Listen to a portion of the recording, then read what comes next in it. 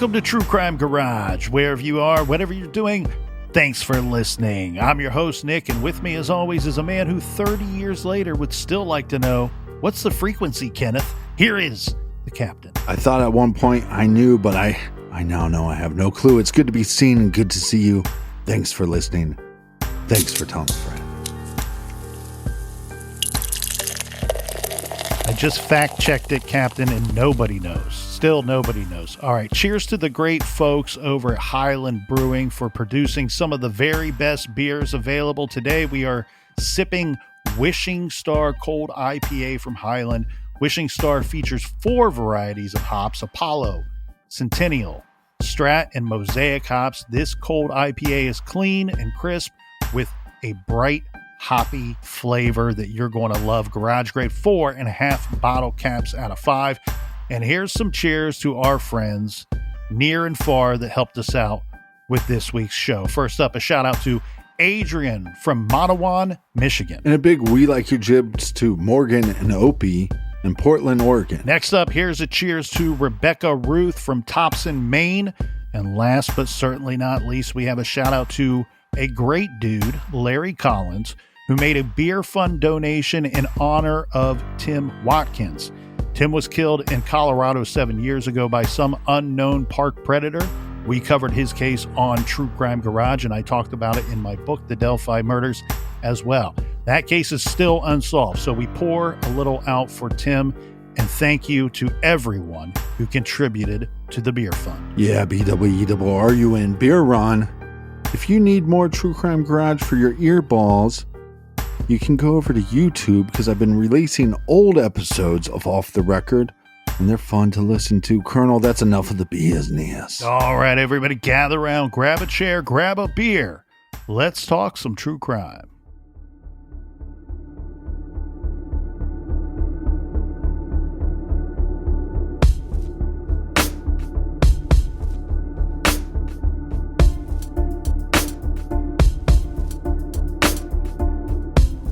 The investigation into Susan Reinsert's murder was unraveling for detectives. They weren't having much luck here, Captain. They talked to the ex-husband, interviewed him, interviewed everybody that they could find that would be willing to tell them anything. We talked a little bit about a potential relationship. Remember, there were some people that said, no, Susan was not in a relationship that I was aware of. Others saying she was very deep into a relationship. And that was with a one Bill Bradfield. The two were teachers together at the high school. We also mentioned a principal. Now, we should be clear here. The principal that we mentioned yesterday, Dr. J. Smith, he was a principal at that school for 12 years, but he was not a principal at the time of the disappearance of the kids and Susan's murder. In fact, he had left the school about a year prior. He got into some trouble. His life really went off of the rails about a year or two before he lost his job as a principal. Part of that likely had to do with the death of his wife, who was suffering for several years with a very tough bout of leukemia. The way that it's described is horrific, and what he and she went through from the time of diagnosis to the time that she passed sounds incredibly tragic and stressful and horrible to have to deal with. The heartache with him had to be palpable, but we'll get into Dr. J. Smith here in a bit. What we need to focus on right now, though, is this Bill Bradfield. He is as complicated of an individual as they come. He was a man who had been married twice before. He had been a bachelor for quite some time. And he's in this relationship. Yeah, he's in this relationship with Suzanne. Many people that they talked to that were aware of this relationship said that they were going to be getting married. And there was further detail on that. Some people were even telling police, well, they were going to get married and they were going to move to Europe at some point or move to England. The other version that they're getting is Bill Bradfield, who's saying, yeah, we were kind of seeing each other. Not really. I was more of a friend. There were some people that backed up those statements by saying, well, Susan thought it was one thing and it wasn't. Bill had a whole different opinion of it. It wasn't really a relationship. But then it's when they dive into Susan's financial records. Detectives are starting to see some things that they're concerned with. So unfortunately, Susan's mother had passed away about a year or so before Susan was murdered.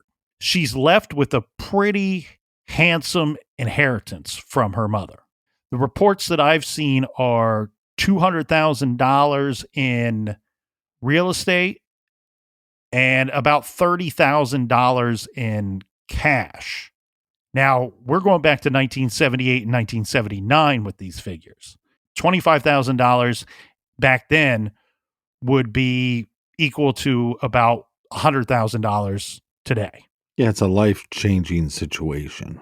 She's not going to be able to not work or anything, but this is going to give her a huge boost, like you said, not with just the real estate, but also the money aspect. Just the cash alone would be over $100,000 in today's money, and then the $200,000 in real estate would be about $800,000 in today's money. So a good amount of money here. And what they are seeing is that for some strange reason, shortly before her murder, she opens up several life insurance policies on herself. And she already had at least one pre-existing life insurance policy where her kids, her two children, were to be the beneficiaries of that. However, she changed the beneficiary to her boyfriend, who, when she sits down to make this change to the life insurance, she doesn't describe him as boyfriend William Bradfield. She describes him as fiance, soon to be husband. And in fact, those words make it onto the paperwork. So she switches one from kids to future husband, as she put it, and then two other life insurance policies that she takes out on herself. Again, beneficiary is Bill Bradfield, future husband. I've seen some varying descriptions of how much money this was, but some say as little as $500,000 when you total up all of the life insurance policies. Others saying that it was closer to $1 million back then. Again, to give a little bit of background here, we're talking, this would be equal to millions of dollars today. And that doesn't include the inheritance that she had of the $30,000 cash and the real estate that she had inherited from her mother. Well, and if you're law enforcement, this is fishy, right? You have people saying, well, they're boyfriend, girlfriend. Some people saying, no, Bill was her friend. Bill's saying, hey, it wasn't that serious. Well, if it wasn't that serious, then why is she calling you her fiance on these legal documents? And why is she giving you, or you'd be the beneficiary to 3 insurance policies, and you'd be the beneficiary to real estate? And like you said, what does that total in today's money? It could be up to $3-4 million. And one person that was aware of this prior to Susan's death was her brother and her ex-husband. So what takes place here, and in fact, they are the reason why this ends up on the detective's radar in the first place. So the ex-husband and brother come forward and they file what I believe is called a caveat. And what that is they're challenging the insurance companies, saying, wait a second, yeah, we know she's been killed and you're probably going to pay this out. Now, keep in mind, a lot of these life insurance policies are not going to pay out with a pending investigation, right? They would pay out once the investigation runs its course and if everything's on the up and up, then it will pay out. But prior to that, while this investigation is ongoing, brother and ex-husband come forward and they say, wait a second, you guys might want to not pay this guy because he's one of many suspects. I mean, as said, even the brother and ex-husband were at some point on the suspect list because until you're ruled out, you're ruled out. You're still a suspect. This goes on to police radar. Now, police, through this, they start figuring out, well, wait a second. Leading up to her murder, now we're going back a couple months before she was killed. Remember that $30,000 cash she inherited? Well, that was in savings. She was making large withdrawals from that $30,000 multiple times leading up to her death. And taking out money multiple occasions, mainly because of daily limits. But they figured that it was about $25,000 that she had taken out of savings. Jesus. They're looking through her financials. They're looking through her home. They're going through her life, and they're going, well, there's nothing obvious that she spent that money on. So where did it go? Once again, bring in Bill Bradfield. Bill Bradfield was, according to him, her friend, her very close friend that was helping her. And he even said that she seemed troubled and seemed to make decisions that didn't make any sense. He didn't know why she would name him as the beneficiary of these life insurance policies, but maybe it was because she was looking at him as some kind of financial advisor, as he puts it. He was telling her, and this is going from her brother's statements and other people that tell police, well, we know where the $25,000 went. She was giving it to Bill and he was investing it for her, or at least that's what she told us. And of course, Bill's telling police, I don't know what you're talking about, $25,000. I've never seen $25,000. This guy seems a little bit like a Scott Peterson. Well, nowadays things are all done online, but back then when you buy stocks or bonds, you would typically get a decorated paper receipt, let's call it for a lack of better term, right? A certificate. Right. And so when police go to her home, they are finding things that are certificates of stocks that were purchased or bonds that were purchased. But what they quickly realize is a lot of these companies that she seemed to own stock or thought she owned stock for didn't exist. And now they're starting to say, well, she's telling people that he's investing this money for her. She must have believed it. But we think he's doing something else with this money because these stocks are for companies that don't exist. So now, right, he becomes obvious suspect, prime suspect. Number one. The problem with him being a suspect, though, is the time of death. And that's why I said earlier, Captain, I don't love when you tell me cause of death is this, we've narrowed it down to 3 things. I'm not so confident when you tell me that you've narrowed down the time of death. Because it's her time of death that takes him off of the radar, that removes him and seems like makes it so the likelihood of him being a good suspect is not so likely. So he was with 3 other people at a place called Cape May, New Jersey. And he is there. The original reports that police get is he's there the entire weekend. Now, to complicate things, he lives in the greater Philadelphia area. Remember, he works at the same school as Susan. To complicate things, when he comes back from this Cape May, New Jersey, he's returning home on the same Monday that she is found dead in the hatchback. He goes home and then he immediately leaves. So within a few hours of getting back to his house, he's now on an airplane heading out to New Mexico. All of these travels of his were prearranged. Okay, so that's one thing it doesn't look like he's on the run from anything.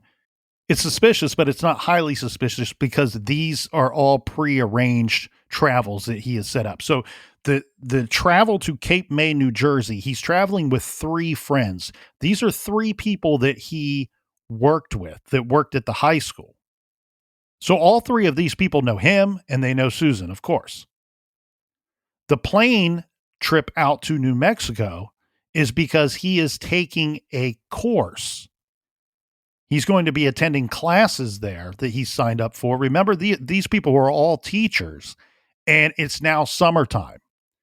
So it's the summer, and they have the summer to go work other jobs, to further their education. Well, that's what he's doing. He's on a plane with one of these other teachers out to New Mexico to take classes for the summer.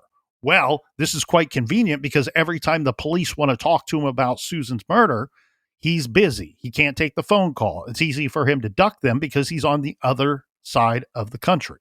This is what leads police to Bill Bradfield as a possible or very good suspect in this case. The problem, though, is once again the timeline.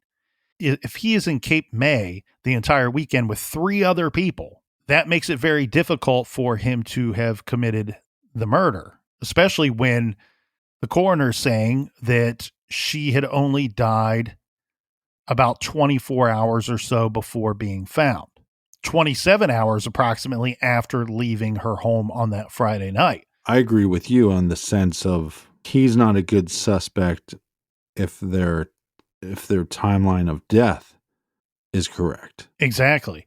And what will help to move police off of Bill Bradfield is this. They start talking to the 3 people that he's at Cape May with. And these people, they're all teachers. All 3 of them are teachers at the same high school. They start telling detectives that, oh, well, we were hearing through the grapevine that Dr. J. Smith was going to murder Susan. And who are they hearing this from? Well, that's interesting. It's the very little raisin guys. Well, this case is very incestuous. So they're hearing some of this and they're saying, well, okay, well, who's telling you that? Or where did you hear this? Well, they're hearing it from each other.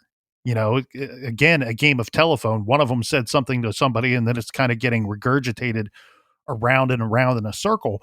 But what it looks like here, Captain, is that maybe that rumor started with Bill Bradfield, that he started saying it, and somehow this became regular conversation over the course of weeks, maybe even months leading up to her murder. I don't like this Bill guy. Well, and police want to know, like, well, what would be, why would Dr. J. Smith, who was her one-time principal, her one-time boss, why would he have any motive at all to kill this person? She's not worked for him for a year approximately. Well, this dude, they start looking at him and he's already been in trouble with the law quite a bit. And that's why he lost his job as a principal. I'm telling you guys, if you don't know this case, there's this case, put on your raincoat. Yeah, put on your raincoat because there's going to be some shit. You cannot make this stuff up, okay? Not too much shit, but quite a bit of shit. All right, so let's take a look at this Dr. J. Smith. Yeah. He grew up during the Great Depression. He enlisted in the U.S. Army. He became a colonel, a lieutenant colonel in the Army, and then he transfers so we know he's full of shit. The United States Army Reserves. Okay, well, remember the comb that was found underneath our victim in the hatchback? Yes. Well, that was part of his, that was his unit that was inscribed on the comb. That was his unit that he was enlisted for with the Army Reserves. So most likely his comb. Yes. Now, before we go too far, because I know I'll forget to say it later, Captain, they made a whole bunch of these combs at one point. We're talking thousands. They made thousands of them.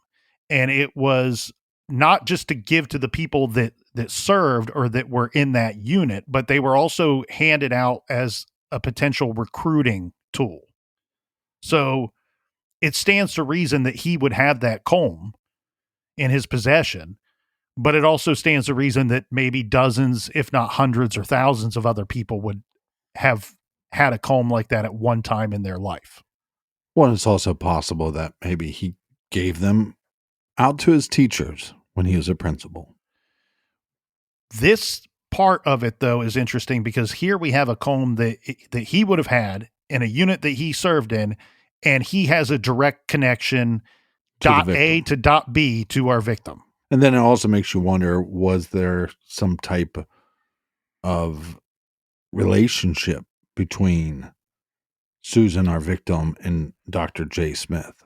Well, and depending on who you talk to, there either was or there wasn't. So there's some people that say that there was never any relationship. When Dr. J. Smith is asked about it, he says, "I've never met her children. I never spoke to her once outside of the workplace. I didn't really know her other than her and I worked at the same school."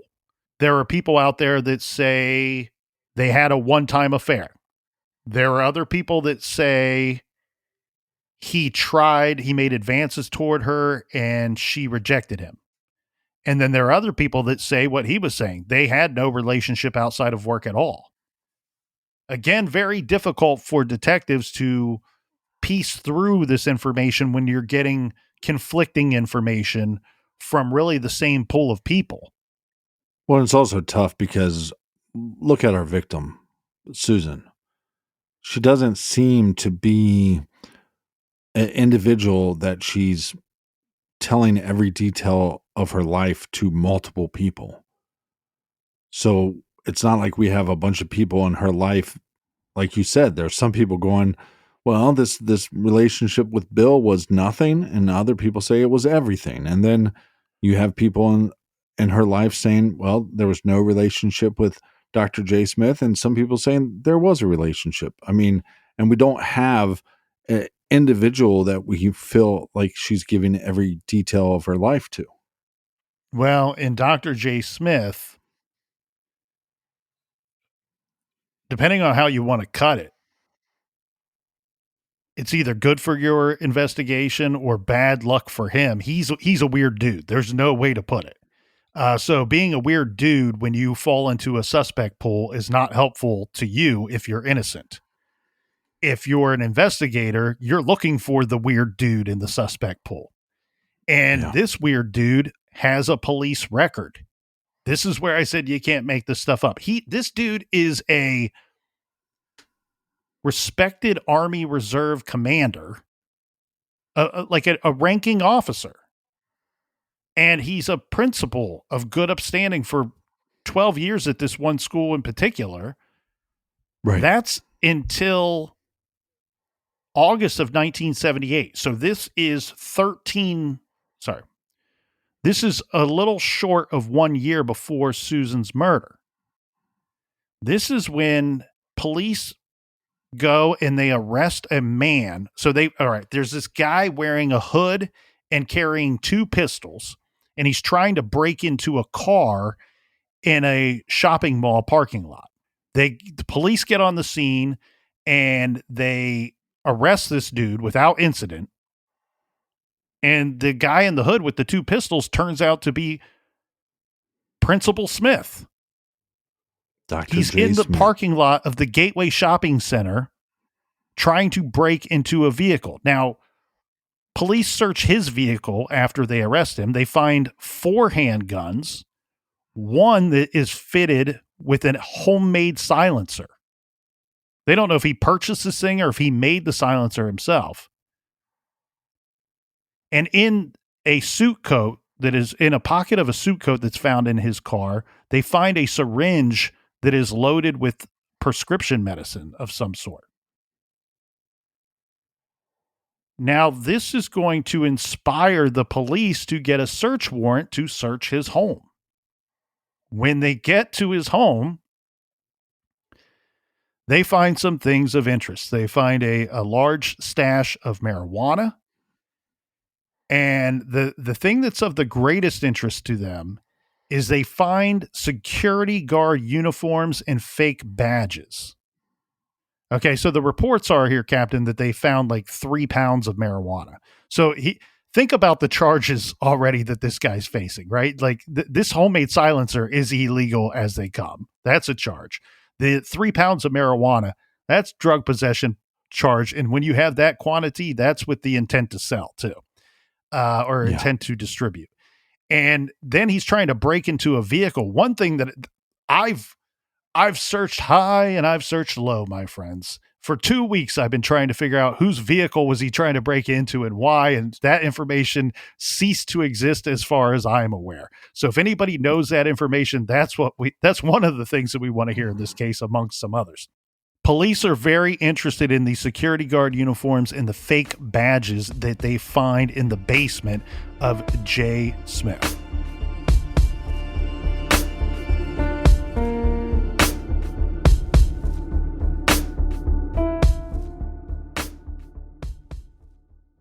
With big wireless providers, what you see is never what you get. Somewhere between the store and your first month's bill, the price magically skyrockets. With Mint Mobile, you'll never have to worry about gotchas again. When Mint Mobile says $15 a month when you purchase a 3-month plan, they mean it. Not to name names, but I have had mobile providers in the past that have a less than reliable service that I have paid much more than Mint Mobile. Like you, I was tired of complicated bills that included new fees and upcharges that made absolutely no sense. Mint Mobile is straight up.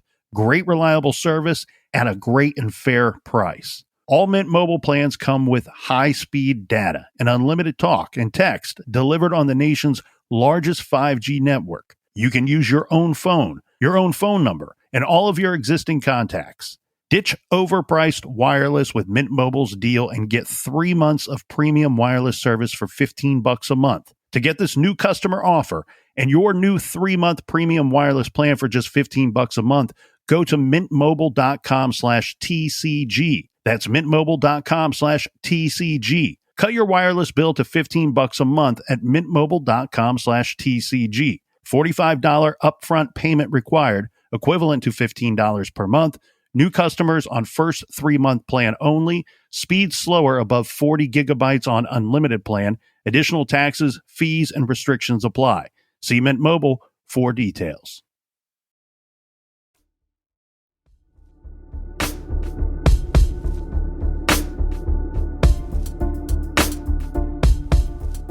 All right, we are back. Cheers, mates. We found that 3 bags of marijuana, so the rest of the episode is going to be very interesting.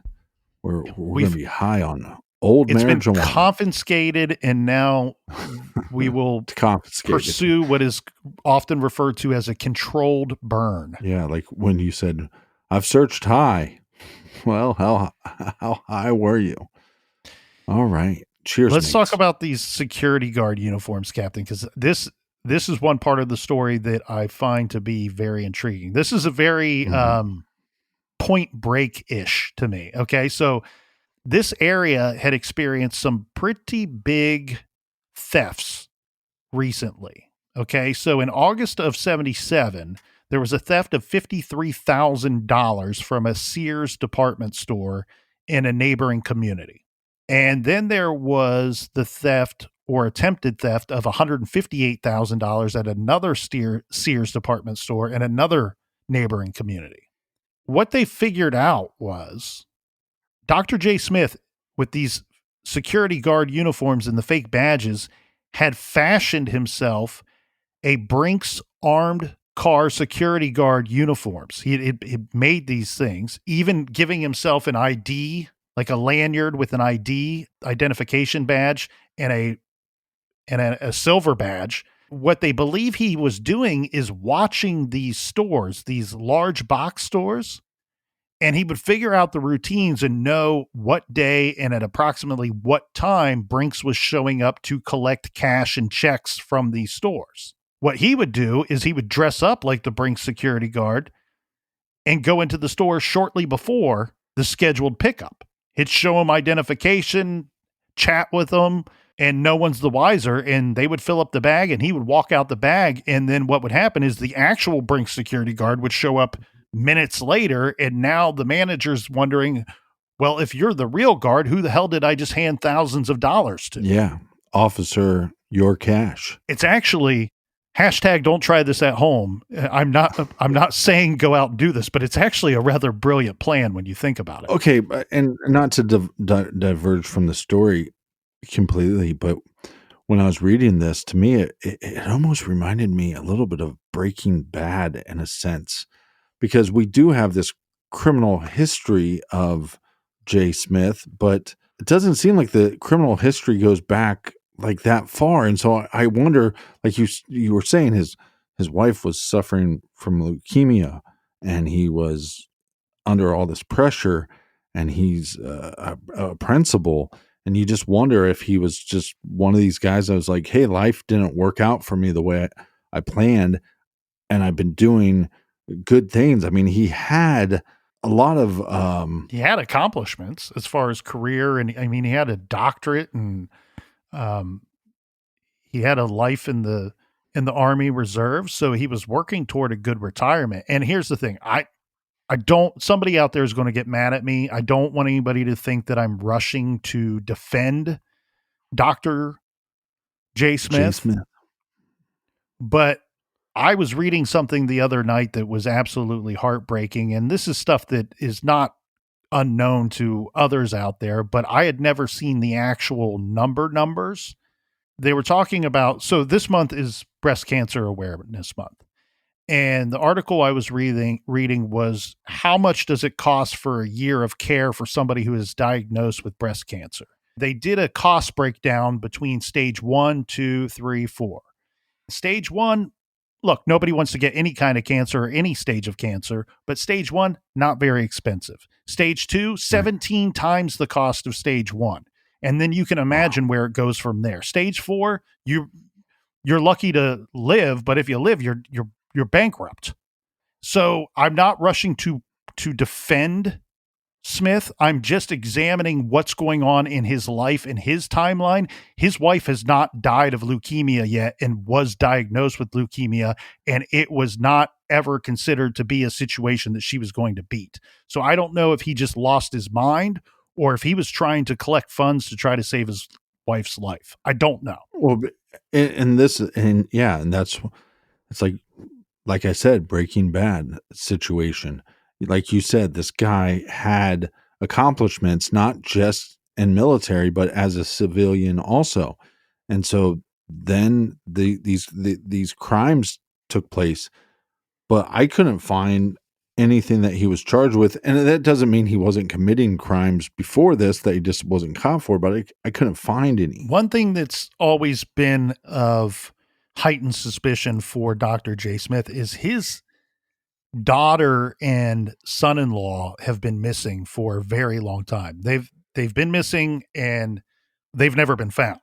Now, did they run off? Because J. Smith would tell everyone that they ran off. Others, based off of these events that we just discussed and later events that he's suspected of, people think that he is the reason that they vanished. His statements have always been, and some of these statements are absolute fact. His daughter, he had 2 daughters. Okay. So let's be clear here. Nothing ever happened to his other daughter, but the one daughter that disappeared, her name is Stephanie. And I believe she was named after her mother. She fell into drugs pretty bad. She was a heroin addict, and her husband, who was a couple years older than her, he was a heroin addict as well. Their last name was Hunsberger. They go missing, and this is early 1978, like February of 1978. Which, again, you got this criminal activity plus the family members going missing. This is setting him up to be equally as good of a suspect, if not better, than Bradfield, because Bradfield has what seems to be a pretty solid alibi. Not only that, if Jay Smith made 2 people disappear before, never to be found, it's reasonable that he could do it again. Yeah. And so Smith's daughter and her husband, to this day, Captain, have never been found. They're reported missing early 78. As the story goes, she had been arrested on a couple of occasions for prostitution. Son-in-law was up to no good. I think he had got picked up for theft or something on occasion. They were living in his home at this time. The last time that they're seen by his parents, the son-in-law's parents, when they went to visit them for a evening get-together for dinner one night. Everyone's suspicious of Jay Smith because they were living at his home with his wife at the time, right? He says they were in trouble with some local drug dealers, and they hit the road and the best they told him was they were heading out to the West Coast to start all over and to hide from these people that they owed a bunch of money to. I've reviewed it, Captain. I don't have a strong opinion either way as to what happened to these two individuals, if they took off on their own, if those drug dealers caught up to them, or if Jay Smith is responsible for their disappearance. What I will say is this. What we do know, the way that this all plays out, is Jay Smith is now facing a whole hell of a lot of charges. And Jay Smith wasn't known to be the most social guy. He didn't have a whole bunch of friends. Well, when he's in trouble and he's facing all these criminal charges, the only person that comes to his defense is a one Bill Bradfield, who many people say they weren't aware that the two were close. And Bradfield even tells police that they weren't close. He says, but he went to police and says, I know of a couple of these charges that he absolutely could not have committed these crimes because he was with me. And not only that, he was hundreds of miles away at this, and I think he referenced Cape May one more time. So this is the only person that comes to his defense and testifies in court as an alibi for Dr. J. Smith, that he couldn't have committed some of these offenses because he was with me the whole time and we were out of town. He was nowhere near. I know you found those security guard uniforms in his basement, but he couldn't have done it. Yeah, but then it makes you wonder if they are close and Bill Bradford was able to establish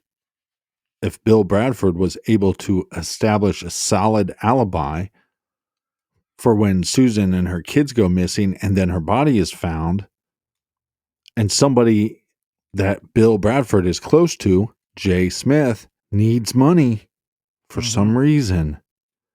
And you're set to inherit.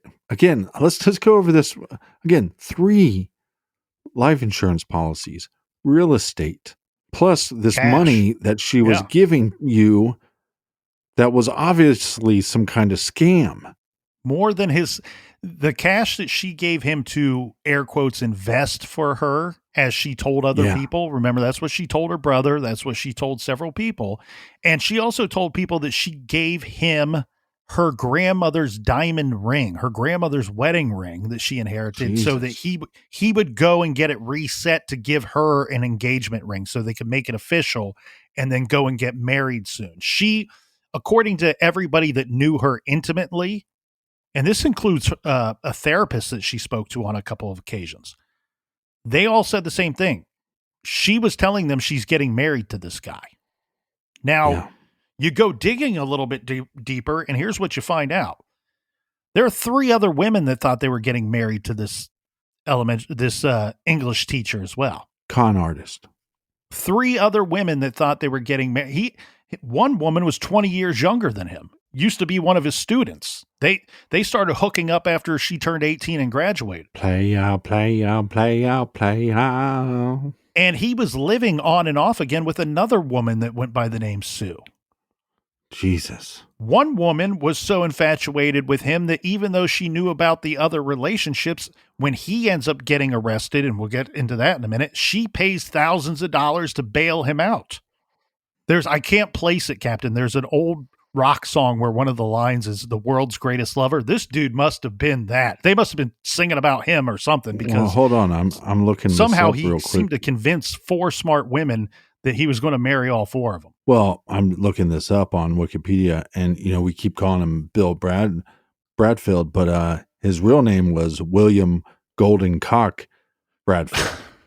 So what we end up here with, Captain, is this is what the way that this starts to play out. Police were under huge pressure to solve this thing. And I tell you what, I think they got close to getting it right.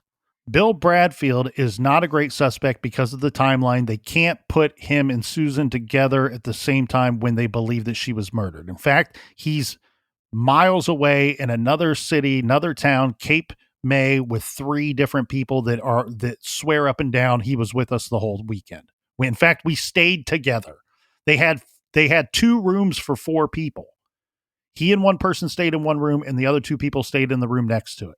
They had lunch and dinner and breakfast together. They went to church together on 2 occasions during that weekend. But here's the problem.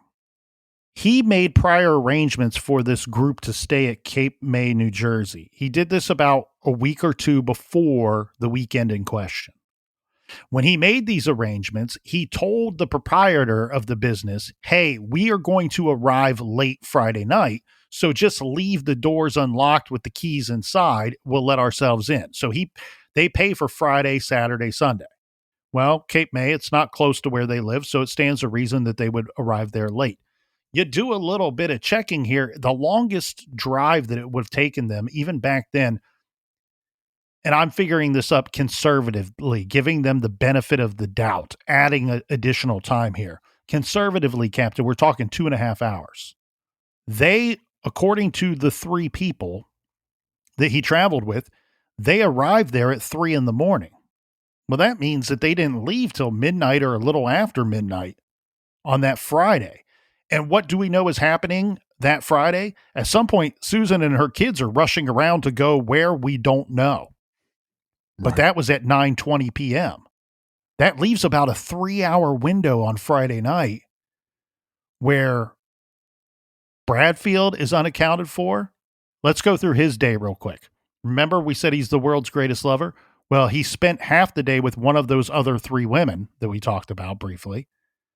And he spent part of that day, too, with a gentleman by the last name of, I shouldn't say gentleman because I don't know exactly his involvement in this. He seems to have some involvement. He might be a piece of shit. Yeah. Yeah. His last name is Pappas. He was one of the people that went out to Cape May with Bradfield. They spent a part of the day together, too. So when these 2 people talk to detectives, basically their story is Bill Bradfield is accounted for up till about 8 p.m. that night. Susan and the kids take off at 9:20, and him and friends don't arrive in Cape May till 3 a.m. Again, there's enough window of time there. If she was in fact killed or abducted and bound, so he could have had some direct involvement in what happened to her and still made it out there to Cape May. Now, how does Dr. J. Smith fall into all this? Well, remember, there were some of those rumors, but police and detectives needed a little more of a motive.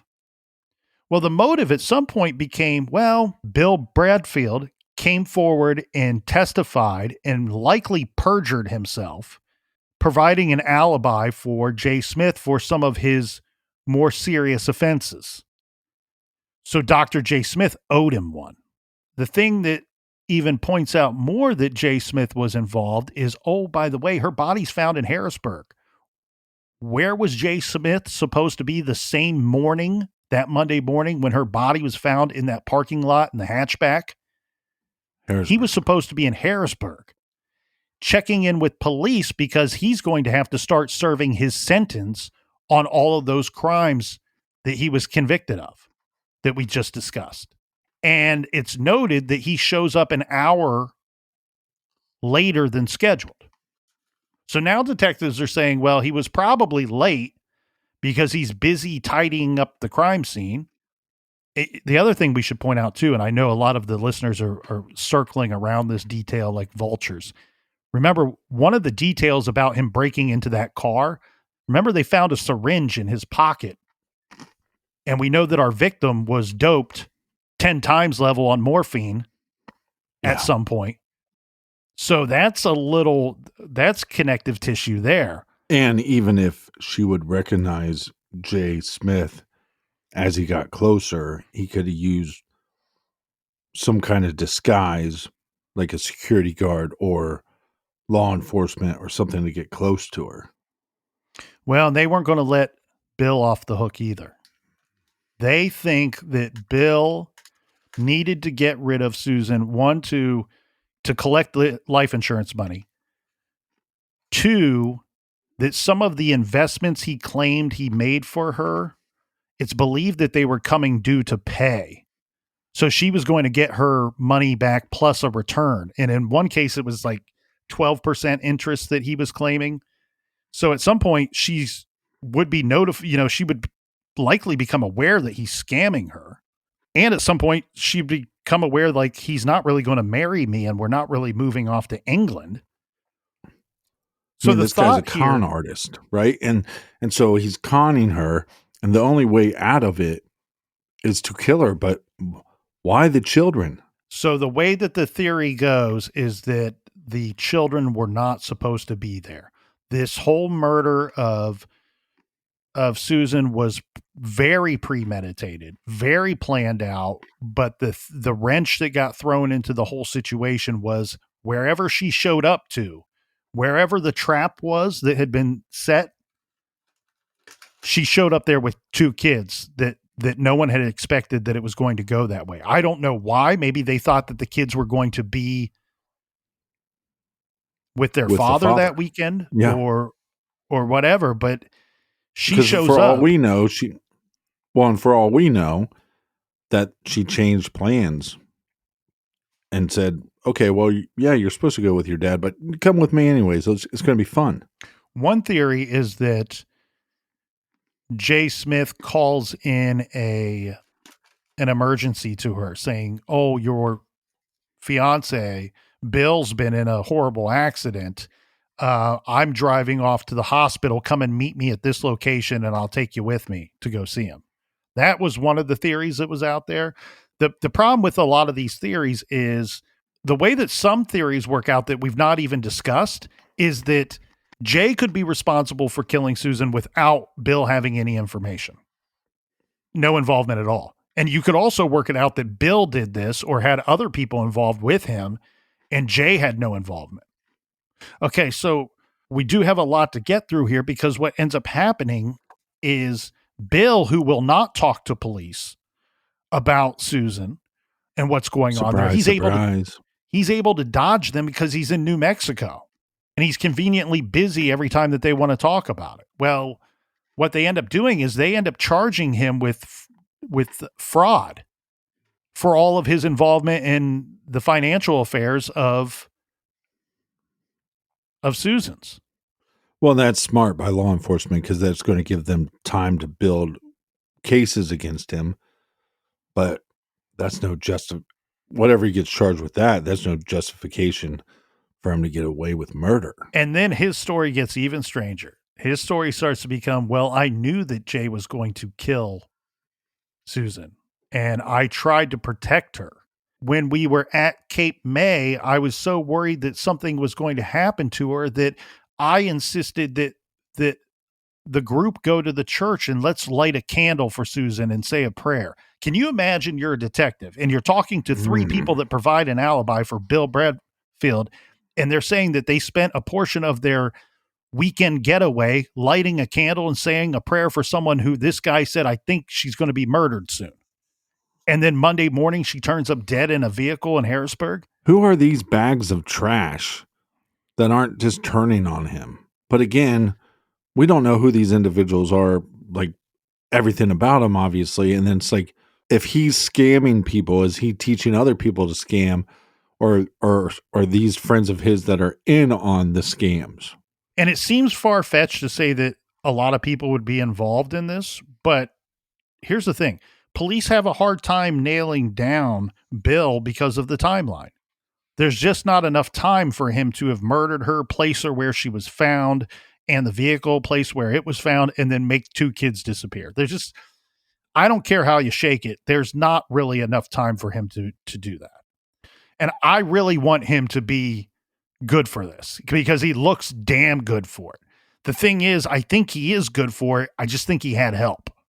I think he did a good job of pointing out that there is a gap in his timeline, but there's a lot of things he would have had to accomplish within that timeline. But if this is true, that these bags of shit on their vacation are going down to the church to light a candle and pray for this lady, and then she's found nude and dead in the trunk of her car. You'd think one of these shit bags would come forward and say, Bill is an awful human, or maybe that's not even true. Maybe that's just what he's telling law enforcement. And then law enforcement talks to these guys and they go, we never said a prayer for her. We don't know what you're talking about, Yeah. Well, I mean, there's more than one person that confirms the prayer and candle lighting story. One of the people on the trip with them that weekend was the woman who he had lived with on and off again, who was also under the belief at one time that they were going to get married, or they had some serious, very serious relationship to the point that they lived together. Old golden cock strikes again. Well, there's a few problems with this theory. Remember, the theory is that Bradfield needs her to go away so the life insurance pays and he could absorb the inheritance that she came into recently, and that he got his old buddy who's already crooked as they come and a hardcore criminal, and maybe he doesn't have murder in his past. We don't know. His daughter disappeared, but he certainly was caught with a lot of guns and implements of murder. And so he looks like, and Bill comes to his defense, right? That's something that can't be argued. We know that he sat and testified in court on behalf of Dr. J. Smith. That's a fact. Right. But let's examine it this way. Some people say Dr. J. Smith has got to be guilty because, it's obvious. He was in Harrisburg, the same place where her body's found, and he shows up late, an hour late. Okay. Mm-hmm. But doesn't that also mean that even though Bill came and testified on his behalf, that he was still found guilty on all of those charges? So it really doesn't mean a damn thing. I don't owe you anything, Bill. You may have come and testified for me, but what am I going to do? Go kill a woman and her 2 kids hours before I'm supposed to go and start serving my sentence? That just doesn't make any sense. Yeah. And I know there's a lot of dumb people out there, but this guy was a colonel at one time, and yeah, maybe his life went completely off the rails and he totally lost his mind. I can't say whether or not that happened, but he was a colonel at one point, and he was a doctor. He was an educated man. What we do know is it seems that Jay Smith took a turn, and it didn't seem like it was a murderous turn. It seems like it was a financial turn. I need money quick, and gobs of money quick. Like I said, it's like a Breaking Bad situation. Maybe Jay Smith doesn't owe Bill anything, but maybe Bill said, hey, if you do this for me, there'll be a payday, and there'll be a large one. But when's he going to get it? He's going to prison. So I think you're barking up the right tree here, so to speak. Yeah, I think you're onto it. You found the scent. Maybe it's the wrong tree, because this is where I go. We talked about the equivalent of what that money compared to yesteryear was to today. Well, that means there's a lot of money to go around. You could pay somebody to help you commit these murders. It doesn't have to be Dr. J. Smith. And a wise person once said that getting away with the perfect murder isn't just getting away with it. Getting away with the perfect murder is getting somebody else to take the fall for it. Dr. J. Smith was somebody that the victim and this other suspect worked for years. It was no secret that Dr. J. Smith was facing all these charges. In fact, it was big time news and headlines in the area, because all these parents are going, what the hell? This guy was the principal of our high school? So you're thinking Bill Bradfield was like, hey, he's going to prison anyways. Pin it on him, and none the wiser. Well, I think that if you wanted to look for somebody and find somebody that might look like they're capable of such an act, he seems like an easy scapegoat. I'm not saying that Dr. J. Smith had nothing to do with this. I'm just saying that if there's hundreds of those combs, or if somebody had been to J. Smith's home or in his car or in his office dozens of times, as it's been reported that Bill had, how difficult would it be to snatch one of those combs and place it underneath the body of this victim? And Again, he flies to New Mexico that same day. He just happens to be coming and going. And if he's staying in regular contact with Jay Smith, he's going to know that Jay Smith is going to be starting his sentence in Harrisburg, Pennsylvania that morning. Because here's the thing, Captain, I don't think for a second had Jay Smith showed up on time. Remember, everybody makes a big deal that he was an hour late. You mean to tell me that if he showed up on time, that everybody's going to go, well, he's innocent. He couldn't have done it. Bullshit. It's 1 hour's difference. Everybody would still think he's guilty. I just think when he's got 3 different women, one who, oh, by the way, was staying in a seedy motel in Philadelphia for at least 3 weeks prior to Susan's murder. And she drives his car on that Monday from Philadelphia to New Mexico, where Bill is flying. Why wouldn't he take his own damn car? He's going to fly. She takes a car and they meet up at the same place. And now you have some woman that was staying in a motel in Philadelphia leading up to the murder who won't talk to police. She, by the way, is the one that ends up bailing him out when he gets charged with this fraud count. So we kind of got to investigate this, because the way that this whole story plays out is now we have Dr. J. Smith who's serving his time in prison, and it's not going to be a short sentence at all. We're talking years. Bill is facing fraud charges, which should land him in prison for about 2 years, I believe, 2 or so years, and he's going to have to repay a whole bunch of money. He ends up being found guilty on the fraud charges. Mm-hmm. So the life insurance never gets paid out. In fact, I think what they ended up doing was that it got paid out, but it went to next of kin, which ended up being her older brother. Older brother's a stand-up guy. You know what he does? He puts it in a trust for the 2 missing kids and says that when they come home, they'll get the money. It wasn't until he's charged with fraud and on the stand for those charges that he has to start answering some actual questions about Susan's murder.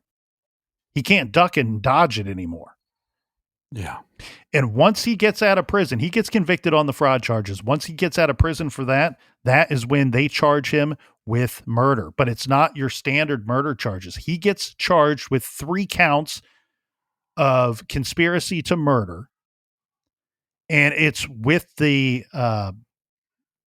assistance of a person who is known or unknown, but the person's never named in those charges. And to try to make a long story short here, through a lengthy trial, he gets convicted of 3 counts of conspiracy to murder. Now, according to the state, if you read it the way that those charges are laid out, they are saying, look, we don't think that you actually, that you were the one that actually murdered these people, but you arranged for it to happen. You made efforts to get away with it. You conspired to murder at least Susan, and then maybe had to premeditate the other 2 once they show up. Right. He gets convicted of 3 counts of conspiracy to murder. He gets 3 life sentences, consecutive life sentences, which means, homeboy, you're never going to get out. Unless you live to be about 600 years old, I don't think you're ever going to get out. You're not a ladies' man no more. You're a prison man, and that's nasty. But think about that charge. They've convicted this guy on that. Now we got to go find who did he conspire with to commit these murders. Right. They do the same thing. They wait till Dr. J. Smith gets out of prison for his lengthy sentence, and now they're coming after him. And remember, that narrative is that favors for favors. He helped you, now you helped him. That is what they bring to court. The problem is Dr. J. Smith had a good defense team who said that the only evidence that they had against J. Smith was these police had all these rumors that Dr. J. Smith was going to kill Susan, but they admitted in court that all those rumors were stemming from Bill. So that's not really evidence at all. Now, but you got the blue comb, and then you got the blue comb. You have the fibers. You have the fibers, but you also have, like you said, the syringe, and you have the location of the death scene, which would have been in Harrisburg. Well, the fibers, what was determined was that they were believed, they were presented as fibers that were found on her that came from Jay Smith's home. The defense, rightfully so, points out, well, that could have come from any number of, like, thousands and thousands of different sources would have matched those fibers. So it's not unique to our defendant. They also proved that how many hundreds or thousands of those combs that were made. And again, it makes it so it's not unique to our defendant. The prosecution then presents a jailhouse snitch who at no time, they set him up with a wire. They tried their damnedest to get Smith to confess to this jailhouse snitch. He never says that he murdered Susan. He never says that he murdered the kids. The only thing that they can get him talking about is an attempt to escape from jail or from prison. Mm-hmm. Now, remember, they started setting this up while he was in prison for these other charges. This was what led them to even charging him with this to begin with, was this jailhouse snitch. So the jailhouse snitch testifies at trial saying that he, not only did Jay Smith want to escape from prison, but he had said on recording that he would be willing to, if at some point the escape, if they had gone so far in the escape, at some point he would be willing to kill a guard if they got far enough in their escape. So the jury's going to look at that as, okay, well, this guy possesses the ability to dream up premeditated murder.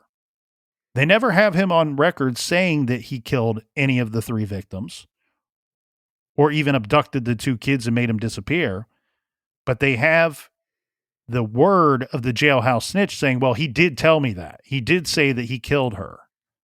He told me that multiple times. But anytime that you wire me up, I can't seem to get him to say it. He gets convicted of 3 deaths. He gets sentenced to 3 death sentences. Because by this point, the 2 kids have been presumed to be dead. But that's not the end of the story, my friend. Because what we're going to get is a few years is going to go by. This man is sitting on death row, and his defense team starts uncovering evidence, prosecutorial and judicial misconduct in his trial and in the investigation against Dr. J. Smith. Right. And it's kind of sad, too, because he's on death row and they prove their point several times over, and yet they allowed him to remain on death row while they dragged their feet on getting a new trial or getting this one tossed out. But there's like shady shit going on once they start going a jailhouse snitch, and once the jailhouse snitch can't really provide anything, it really kind of shows how much they're grasping at straws.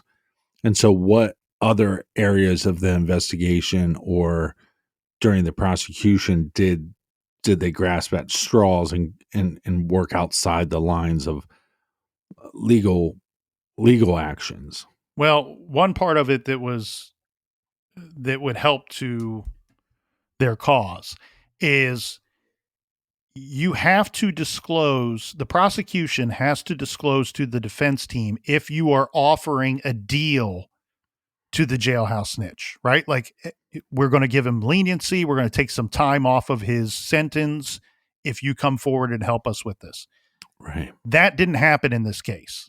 In fact, the snitch is on the stand saying that he wasn't offered any kind of deal, that he's not getting any kind of leniency or getting any type of a reward for coming forward. That's testimony at a state trial. Right. That becomes fact as far as the state's concerned. His word. What turns out is he perjured himself because later it's easily determined that he got out. Like they pushed him to parole because they knew that the defense could tear apart some of their evidence that they had. And so they needed to build a better case against Smith. And that snitch was going to be part of that. And he got a lenient deal. He got out. He didn't have to pull any more time, as they say. And once that was revealed, well, that's misconduct. And then there's another angle to this. We've talked about this a little bit on Off the Record, where a lot of the publishers, especially the big ones, true crime isn't the best-selling genre out there as far as books go. So publishers are taking a risk on true crime to start with. But when they do, the overwhelming majority of the time, they want a case that is solved, that is done, that is an open and closed case. And as we said, there were at least 3 books that were written about this case. One was turned into a TV movie. And Joseph Wambaugh was one of the authors. He wrote a book called Echoes in the Darkness, which is a fantastic read. Unfortunately, when he showed up on the scene, he was interviewing police and interviewing detectives, and he said his next book, he was already a best-selling author. He's written a whole catalog of fantastic books. And he's a retired cop too. So these cops and detectives like talking to him. He's one of their own. But when he showed up on the scene, he said, "This is my next book, but it's got to be solved first. It's got to be solved." Well, it was later, one of the officers came forward years later, after Jay Smith had been in prison on death row for quite a bit of time, saying, I was paid $50,000 to make sure that there was an arrest on Dr. Jay Smith. Who was he paid by? By the author. Jesus Christ. And so that doesn't look good for your case either. So eventually what happens is Dr. Jay Smith gets released after years on death row. Eventually he would pass away in 2009. And under, of course, a cloud of suspicion that he was still involved in this case and involved in the disappearance of his daughter and son-in-law. So nobody really knows the truth all of these years later. Unfortunately, the kids have never been found. Now, the other person who the state still deemed to be guilty is Bill Bradfield, who remained in prison serving 3 life sentences until the day he died. After he's convicted, do we get any acknowledgement of Smith's involvement with Bill, or does Bill just continue to claim he's innocent? Bill maintained he was innocent until the day that he passed away. But look, police have never forgotten about this case, and anybody from Pennsylvania, specifically the Philadelphia, Harrisburg area, will back me up on this. Nobody's ever forgotten about this case, and nobody's forgotten about those missing kids. And I wanted to make sure that we include this here in our coverage. After he passes away, police, they honed in on a photograph that they found in his cell. So William Bradfield passed away in 1998. Yeah. He died of a heart attack while serving the life sentences.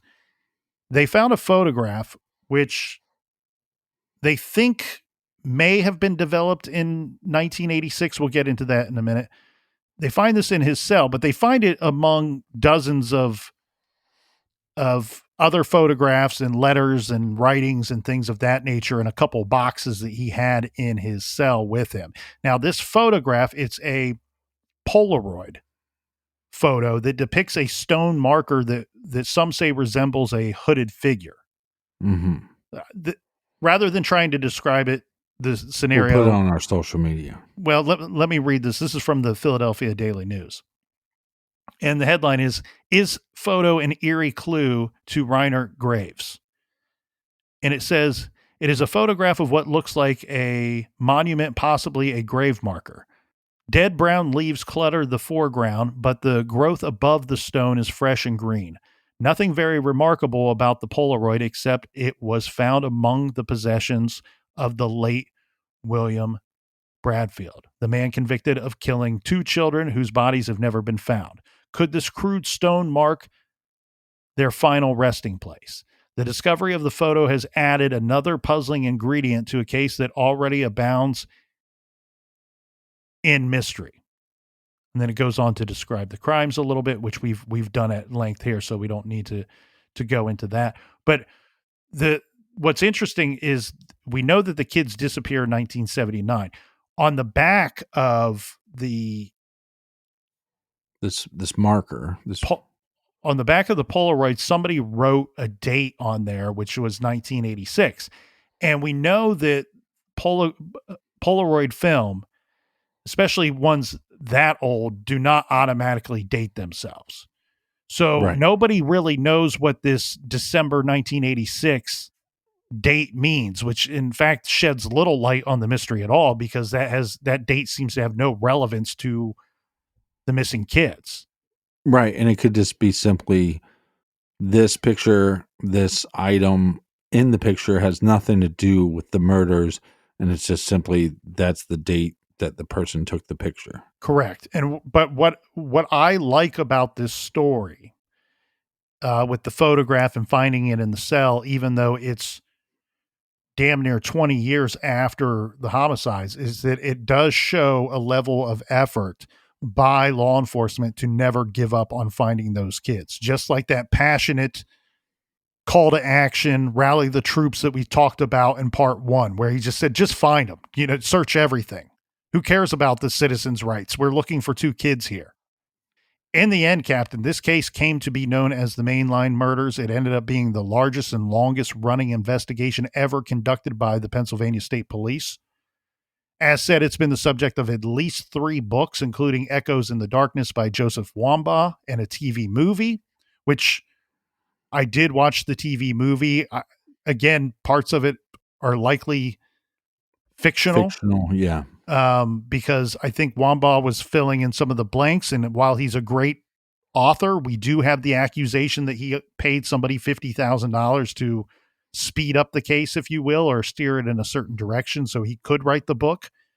So I don't put a whole lot of weight into his version of the events, but it was a good movie. Robert Loggia is in the book, or in the movie. I'm sorry. He's a great actor. You might know him from Big.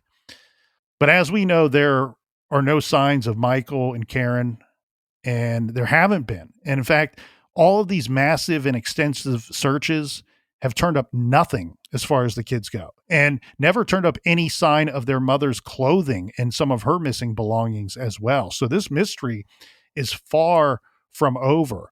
Now, we do have one law enforcement officer amongst many who has been active and vocal to the media talking about this case decades later, who said that he considers the investigation open but quite inactive. But he did say that at least one person who has never been charged in the case may have intimate knowledge about these slayings. That person may know what happened to the children. And that's possibly the female that helped Bill out. He said that he would certainly say that there's a possibility of a third person out there, a high probability, he said. And with a reminder to everybody out there, if anybody has any information about what may have happened to Karen and Michael Reinsert, to call the state police at 717-671-7537.